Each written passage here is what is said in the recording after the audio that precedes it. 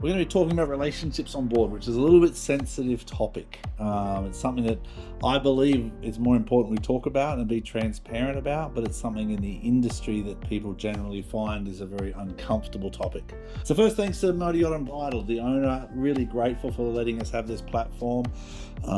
It's a 191 Trinity, available for charter. We're currently in Panama, going to Costa Rica, then off to Alaska, which is awesome. Very excited about that. Yeah, very excited. This is the better part of me. This is my wife, Jannet Catheline from Dominican Republic and currently residing in Canada. But if you've got any questions for either of us, let us know. We're happily married for 17 years and I've been in yachting for 25 years now. And believe it or not, where did we meet? In a fuel company. We met in Some the yachting told me business. yeah. So believe it or not, we know a bit about this because we both work for the same owner. I worked on the yacht as a captain and Jannet worked ashore. Yeah. So the sensitivity of intercompany relationships is very difficult. So I don't know where you want me to start, but what's some of the questions we've got already? Jannet? We have one here from Yachtie World. What's acceptable and what is an absolute no? As an overview with what's acceptable, generally physical touching, we go down the path of sexual harassment. So from a contractual point of view, and I don't want to be that boring captain, basically this highlights the section which we talk about relationships on board. It's called consensual, romantic or sexual relationships. So I've highlighted a couple of points here, but as an overview, when we talk about relationships on board, when you join a vessel, if you've disclosed that you're in a relationship, then generally it's fine. People understand it. We don't get too worried about it and we try and accommodate. But when you're on board a yacht and you start a relationship, that does generally create a little bit of conflict. Most importantly, if the relationship's in the same department. And that's what the law is designed about. It's making sure that within the same department, within the different hierarchy of the departments, that those interrelationships don't affect the performance and the safety of the vessel and crew. So what we talk about here is a cruise service provider strongly discourages romantic or sexual relationships because such relationships tend to create compromising conflicts of interest or the appearance of such conflicts. So what it's saying is we don't encourage it because it does create some negativity and tension. Okay, we have another question here. What's the biggest dislike that captains have regarding couples on board? Good question. That's from Minion. Good question. As a captain, I really don't mind relationships. Personally, I encourage it because it's a very tough industry and it's a very tough business we have. So to have someone that you can kind of console with or discuss the challenges of the day with, I think that's a good, healthy thing.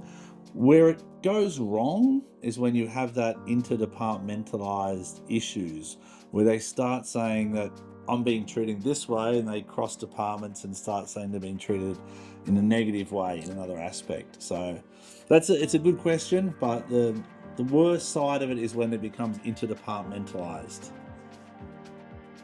No more for now. Waiting. Okay, so we'll talk more about the contract. The atmosphere created by such appearance of bias, favoritism, intimidation, coercion, or exploitation undermines the spirit of trust and mutual respect that is essential to a healthy work environment. So for me as a captain, I've had vessels 25 years in different roles as a captain for the last 20 of them. And it's important that when people join, they're just transparent about those relationships that happen on board the vessel.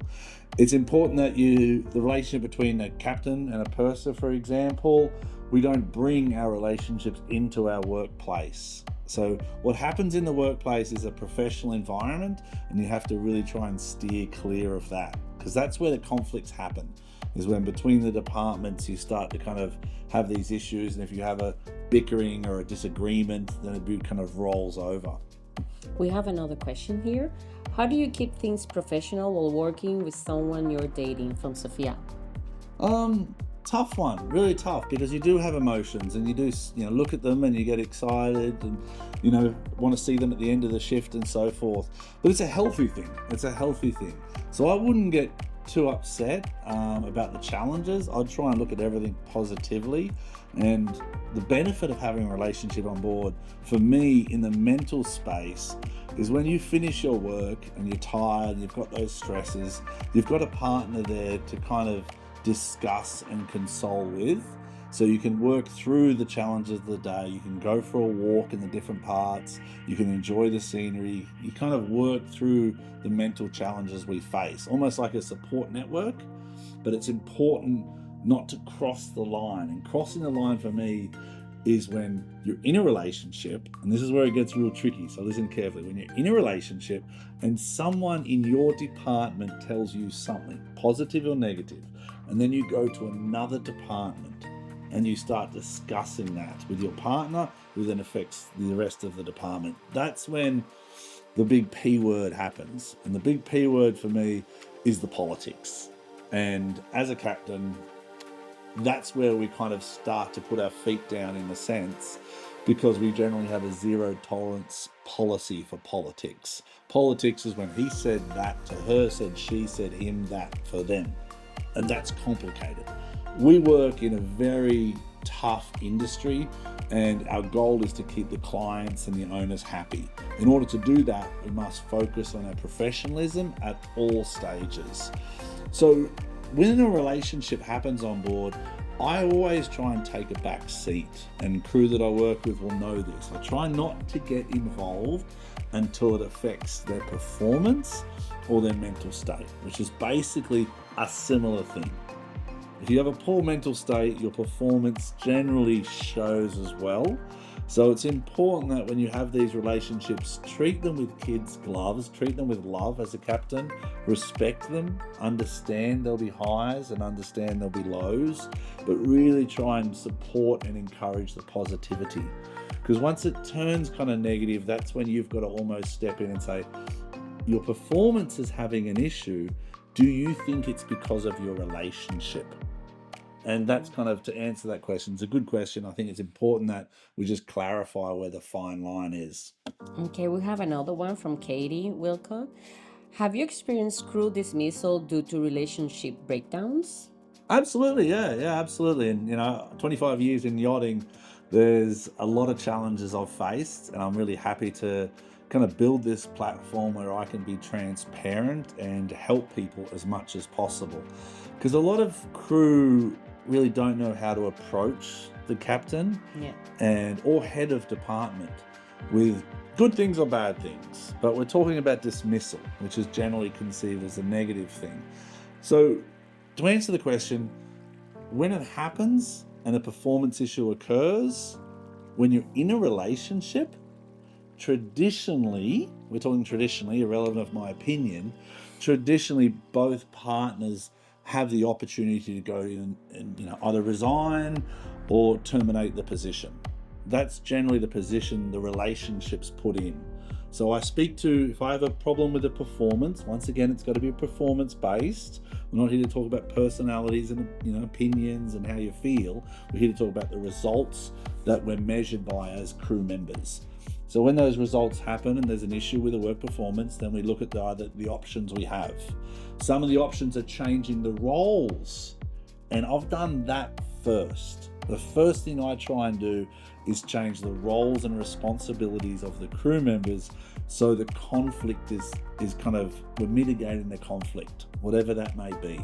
But if we come down to termination, it's unfortunate that you have to have those discussions, and a lot of times I then make space for the couple to discuss what paths I'd like to go down. And unfortunately, sometimes they leave together, and a month later, one will return. Or one will stay, one will leave. You've just got to be open about it. And what's your thoughts? I just think you shouldn't bring your drama into work, like us. First of all, we don't bring any drama into, and we have our kids, we have a lot of stuff in mind.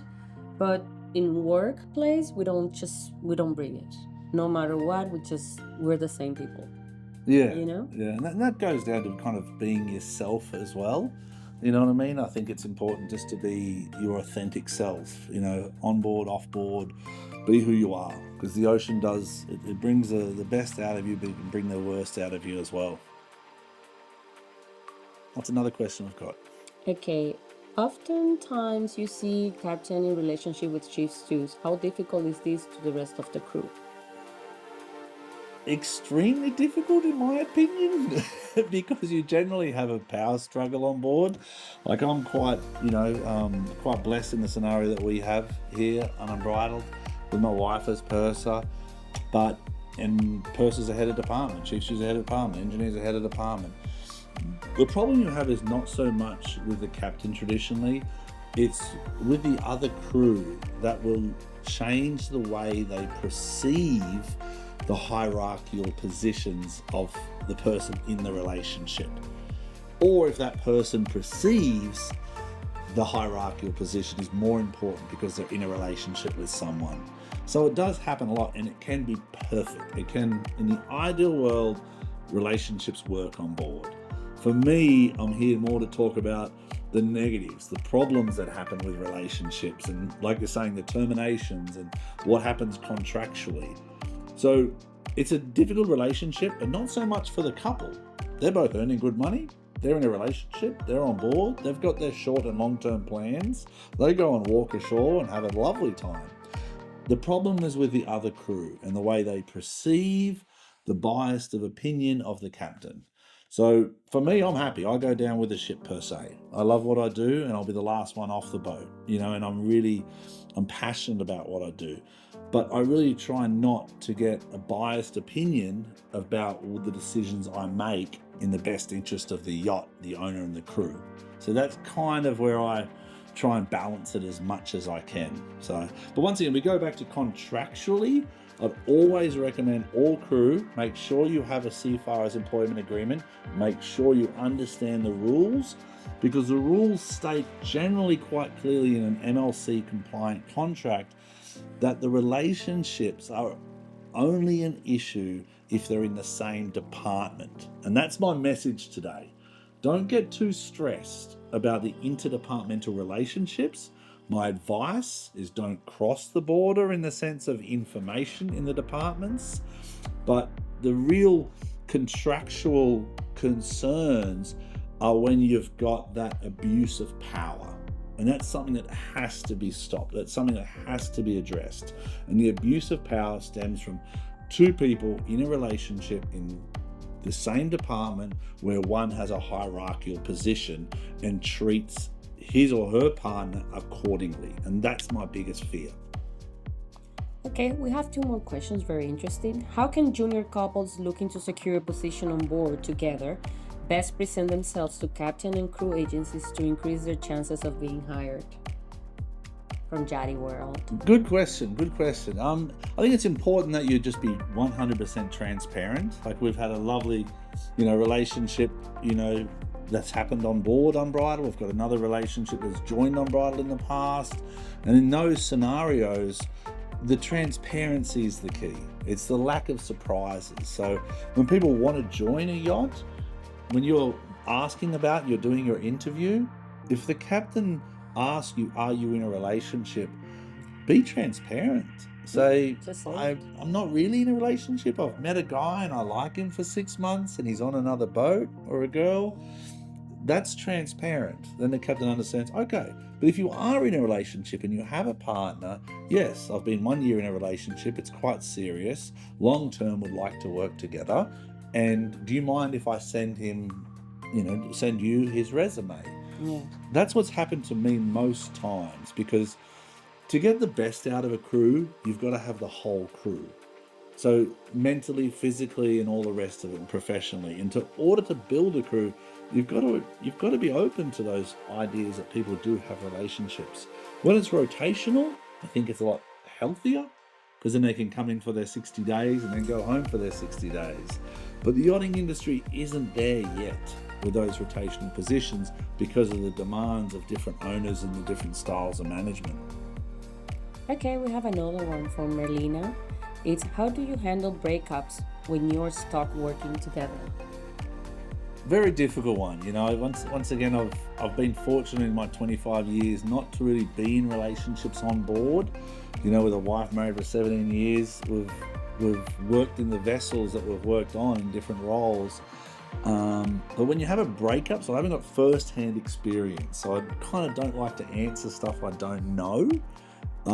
What I do know is it's immediately aware.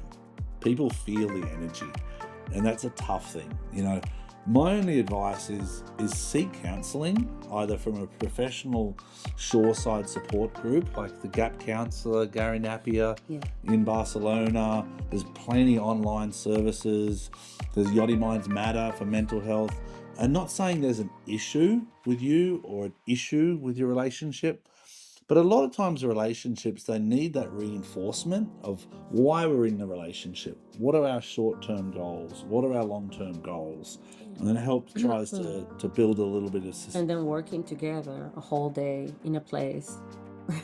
Yeah. You know, it's like you see them and you Yeah, exactly. or start together, so it's more A difficult. lot of times the healthiest relationships I see on the vessel is where they work, they don't get too involved, Yeah. they finish. Everybody's their own place doing, at the end of the day we meet. Hi, how are you? Is it all good? Good. Yeah, and then also find time away, because it's that, I think it's the saying, you know, I spoke to someone the other day and it says a relationship on board is like a dog's life, it's like 7 years. Yeah. And it really does add, like a 1 year in a relationship where you're beside each other 24/7 in not your own space. This is someone else's space that you're stuck in. So you have to try and navigate those challenges of being professional, trying to improve your career, trying to deal with the different, you know, the different cultural differences on board, trying to deal with the different hierarchical management styles. I mean, it's a petri dish of problems. Yachting is a petri dish of problems. You know, what I hope to do is create an environment where people can just be transparent, be themselves, go through the positives, but go through the negatives. But a breakup relationship on board, it's really tough. I'd advise to try and either seek professional help, or prior to that, find time away. So don't feel like you've got to go on your holidays together. Submit your leave requests. Maybe one takes a couple of weeks off, or one goes to their family. I kind of look like relationships, I don't know why, but like a little jar. And you know, you got to keep putting into the jar there. You got to keep adding in. You got to keep putting things into the relationship to make it stronger and stronger and stronger. It's like a tree, you know. Sometimes it's good, sometimes it's better. So that's how you gotta treat it. Yeah, exactly. But this is tough. I mean, us talking now live on camera about relationships after 15 to 7 years of marriage and Valentine's Day coming up.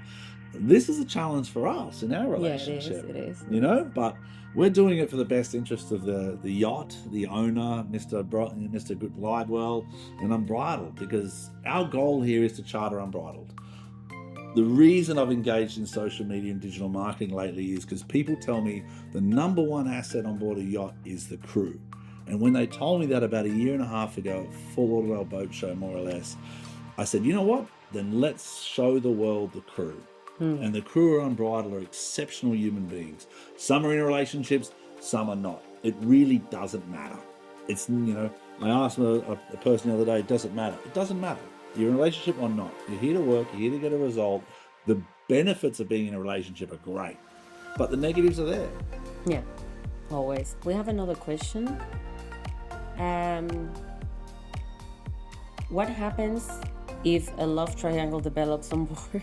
Oh, this sounds like a below deck episode here. I know. A love triangle happens on board. I'm sure it happens. I mean, the reality is, you know, let's not do any fluff and feathers here. The reality is yachting, you know, the other side of yachting is a lot of times where they finish charters, they drink heavily, different substances affect your mind, you're tired, you're fatigued, relationships happen and relationships break.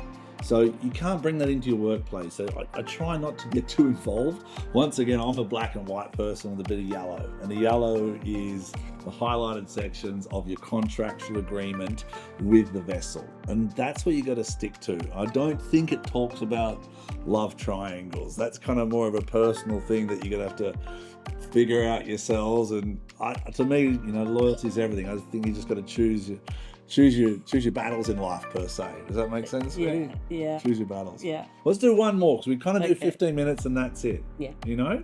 Do you think dating on board is inevitable, or should crew avoid it altogether? Personally, and I like these Q&As because they are personal questions and I'm using kind of my years of experience. I don't think it's inevitable, not at all. No, you put your hat on, you go to work, you put your shirt on, you're representing the best interest of the owner. The problem is you are naturally around these people, and after, every day in the crew minutes, every night working, every, long shifts, finish every moment in life where you kind of finish a journey, you look around and you go, that was us, we did that. So when you're around people like that and you naturally find a connection with someone, male, female, all that stuff, it's important that if you do find a connection with someone, be transparent, be honest, be happy, enjoy it. Just understand that the negatives of it are there, not just the positives.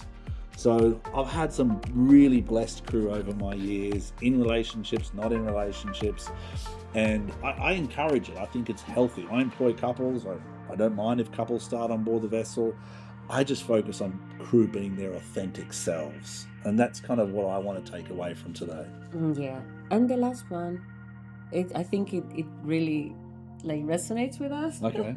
This is, do you think long distance relationships are harder for people who work on ships, or does it get easier with time?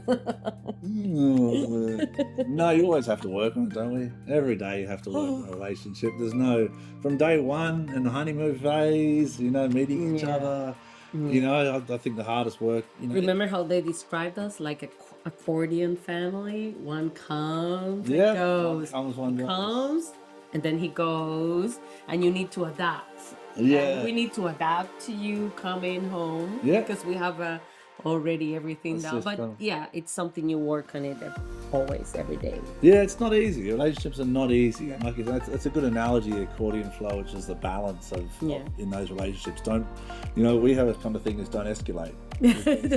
Being a yellow banana.